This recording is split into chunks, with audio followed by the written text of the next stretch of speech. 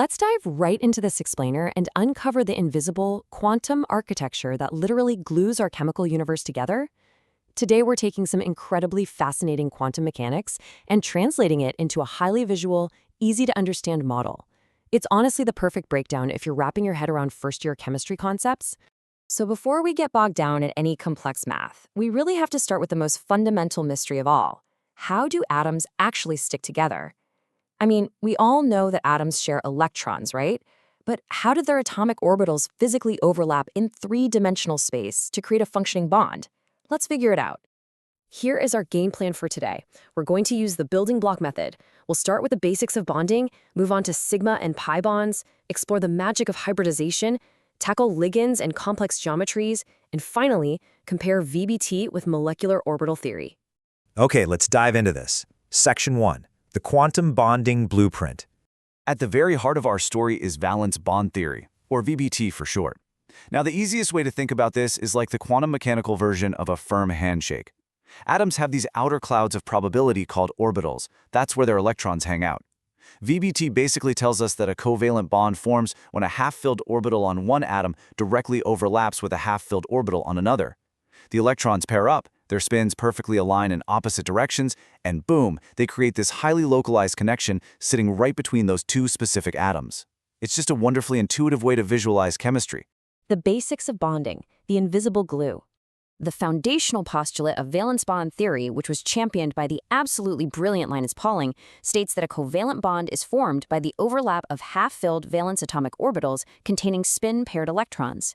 The absolutely crucial point here is that those electrons have to have opposite or anti-parallel spins if they're going to share the same localized space. If they didn't, they'd violate the Pauli exclusion principle. But by spinning in opposite directions, they create a localized area of high electron density. It basically forms a physical, spring-like glue right between the two nuclei. Moving right along to Section 2, sigma and pi bonds, handshakes and high fives. Depending on the geometry of these overlapping orbitals, we actually get entirely different types of bonds. I love using this everyday analogy. Think of a sigma bond as a direct, head-on handshake between two atoms. It's firm, it's direct, it's straight down the middle. A pi bond, on the other hand, is a parallel side-by-side overlap. So think of it more like a side-by-side high five. It is a completely different spatial interaction. When you have that direct end-to-end overlap, it creates a sigma bond that features perfect cylindrical symmetry. Think about it. If you were to rotate the molecule around the axis connecting the two nuclei, the appearance of that electron density wouldn't change at all. Because of this incredibly direct head-on overlap, sigma bonds form the absolute strongest, most stable single connections between atoms. But then, in sharp contrast, you have this side-by-side overlap that creates a pi bond. Because this lateral overlap is just way less direct than our sigma handshake, pi bonds are inherently weaker. They also feature a nodal plane right along the internuclear axis, meaning the probability of finding an electron exactly there is zero. All the electron density is concentrated entirely above and below that plane. So, how do these actually combine in the real world? Well, a single bond is always one sturdy sigma handshake. If you step up to a double bond, it's one sigma plus one pi bond. That means the first connection is always going to be that highly stable sigma bond, and any additional bonds, like what you'd see in a nitrogen gas triple bond, have to be pi high fives. So a triple bond is just one sigma bond completely surrounded by two perpendicular pi bonds. Now, this quantum handshake can actually happen in a couple of different ways. Let's compare the two main molecular blueprints, sigma and pi bonds. First up, we have sigma bonds. These form by an end-to-end overlap directly along the axis that connects the two atomic nuclei. Because they're head-on, they are incredibly strong, and kind of like a single axle connecting two wheels, they allow the atoms to spin freely. On the flip side, we have pi bonds. These form by side-to-side overlap of parallel p orbitals, and because it's an off-axis connection, it physically locks the atoms in place, totally restricting that rotation. You can literally see how these molecular blueprints dictate whether a part of a molecule is going to be flexible or just completely rigid. Section 2. Shaping the chemical world. So here was a massive problem scientists faced early on. Based on its basic ground state orbitals, carbon shouldn't actually be able to form four equal bonds. But in reality, in a molecule like methane, it forms a perfectly symmetrical four-sided pyramid. How? Well, Linus Pauling came up with a brilliant solution called orbital hybridization. Imagine taking primary paint colors, like red and yellow, and mixing them together to get a brand new, perfect shade of orange. Hybridization is exactly that, but with quantum math. It's the mixing of different atomic orbitals, like S and P, to form brand new, equivalent hybrid orbitals that let atoms like carbon maximize their overlap and form those four perfect bonds. And look at how beautifully this maps out physical space. It provides a perfect visual anchor. If an atom has two electron groups, it uses sp hybridization to form a linear shape at exactly 180 degrees. If it's got four, it uses sp3 to snap into a tetrahedral shape at 109.5 degrees. It's just a mathematically gorgeous way to understand molecular geometry. Section 3. The Great Bonding Rivalry. But, in science, even the most beautiful and elegant theories rarely go unchallenged. Let's trace how this all evolved. Way back in 1916, Lewis proposed the idea of shared electron pairs. By 1927, Heidler in London successfully gave this a quantum foundation, which Pauling then masterfully expanded on in 1931. For decades, valence bond theory was the undisputed king of chemistry. It's how literally every chemist thought about their work. But then, the 1960s happened.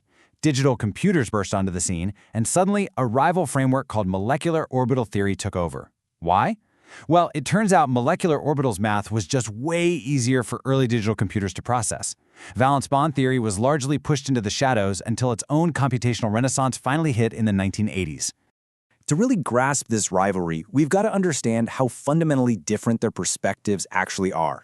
Valence bond theory is strictly localized. It views the molecule as a collection of individual atoms shaking hands, right, with those electron pairs sitting comfortably right between specific atomic nuclei. Molecular orbital theory, however, is completely delocalized. It essentially throws out the idea of individual handshakes and views the molecule as a single, unified entity, with electrons acting almost like a massive wave rolling over an entire stadium. It's a wildly different way to visualize the exact same physical structure. Section 4. Did valence bond fail? Because molecular orbital theory was so much easier to compute, it practically took over the textbooks. And to justify that, a myth got perpetuated. It's actually a myth taught to millions of undergrad students globally, the claim that VBT completely fails to predict the magnetic properties of oxygen. The textbook myth says VBT predicts all of oxygen's electrons are perfectly paired up, meaning it shouldn't be magnetic at all, which experimentally is dead wrong. But here is the actual historical fact. Linus Pauling accurately predicted oxygen's magnetic triplet ground state way back in 1931. He did it using a rigorous valence bond model involving what's called a 3-electron bond.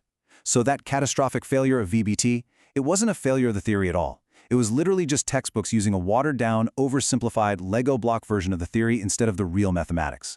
Which brings us to the ultimate plot twist in our scientific drama. Get this, at their theoretical limits, both VB and MR are equivalent. They simply approach that limit from different sides. Just let that sink in for a second. Neither theory is wrong. If you run the mathematics for both theories out to their absolute exhaustive limits, the localized handshakes and the stadium waves calculate the exact same molecular reality. Mathematically, they are completely identical. When you track that math visually, it's amazing. Starting with an isolated nitrogen atom, you can see its isolated s and p orbitals literally merge to create the sp3 hybridized geometry of ammonia. It forms 4 identical, balloon-like hybrid lobes.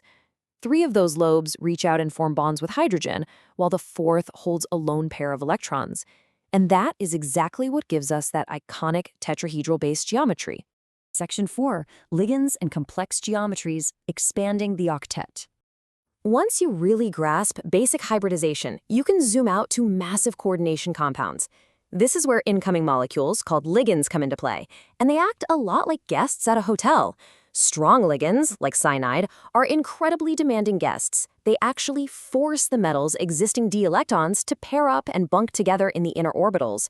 But weak ligands, like fluorine, are way more relaxed. They allow the metal's electrons to spread out into the outer orbitals without forcing them to pair up. When transition metals expand their octets by utilizing these d orbitals, they form some stunning, highly symmetrical structures. A perfect example is the classic octahedral spatial arrangement. A central metal atom can perfectly coordinate with 6 surrounding ligands, creating a beautifully balanced 3-dimensional star shape.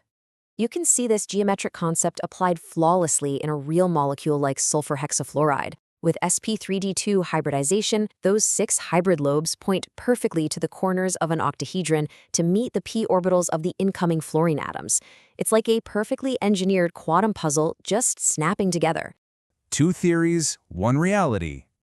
So where does that leave us today? Well, valence bond theory has made a massive comeback.